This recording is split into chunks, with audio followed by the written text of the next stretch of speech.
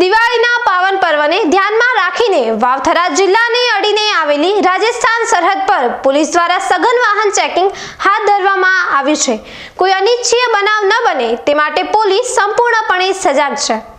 વાવથરા જિલ્લાને અડીને આવેલી રાજસ્થાન સરહદ નજીક સુરક્ષા વ્યવસ્થા મજબૂત કરવા માટે સઘન વાહન ચેકિંગ ચાલી રહ્યું છે।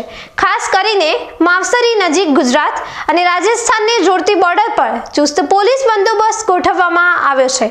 માવસરી પોલીસ દ્વારા રાજસ્થાન તરફથી આવતા નાના મોટા તમામ વાહનોનું ઝીણવટભર્યું ચેકિંગ કરવામાં આવી રહ્યું છે।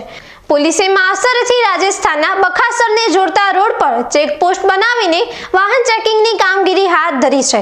દિવાળીના તહેવારના માહોલમાં જિલ્લામાં કાયદો અને વ્યવસ્થા જળવાઈ રહે અને કોઈ પણ ગેરકાયદેસર પ્રવૃત્તિ કે વસ્તુઓની હેરાફેરી ન થાય તે માટે આ બોર્ડર ઉપર છેલ્લા 24 કલાકથી સતત સઘન વાહન ચેકિંગ ચાલી રહ્યું છે। પોલીસની આ સઘન કામગીરીથી અસામાજિક તત્વોમાં ફફડાટ ફેલાયો છે। વાવથરા જિલ્લાની જે સરહદી વિસ્તાર છે, જે માવસરી પોલીસ ત્યાં આગળ જે અત્યારે બાખાસર અને માવસરી વચ્ચેની પોલીસ ચોકી છે, આપણે અત્યારે બીકીને ત્યાં પહોંચ્યા જોઈ શકો છો।